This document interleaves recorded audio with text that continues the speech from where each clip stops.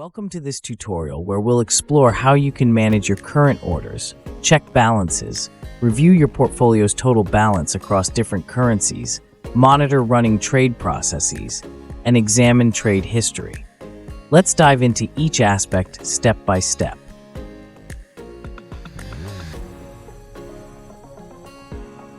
Firstly, navigate to the Orders section to view the orders you've opened.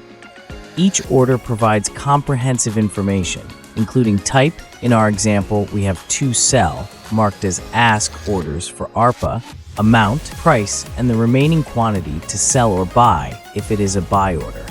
Buy orders are marked as bid. Identify whether it's a limit order and its status in the spot account. Multiple orders may be present, each at a different price. Additionally, spot processes, for example our soft buy process for GFT, are visible here. To cancel an order, head to the Cancel menu, then the Order submenu, and choose the specific order or opt for canceling all buying, selling, frank, or all orders collectively.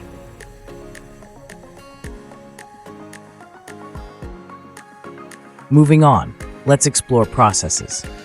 In the Processes section, you'll find details about the ongoing processes. We have only one process, so let's click on it to see information about it.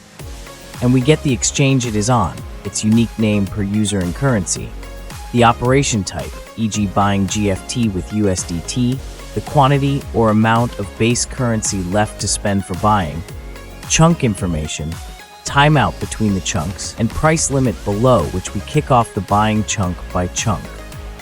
To cancel a process, use the Cancel menu under Processes, selecting the desired option.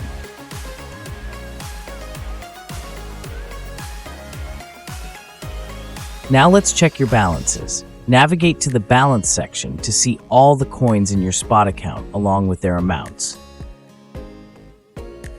You can use the Dust command to convert your tiny positions, less than 3 USD, into BNB.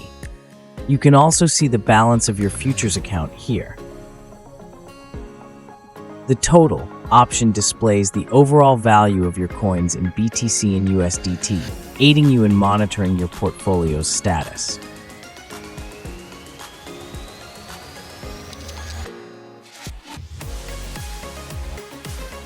To review your trading history, use the History command.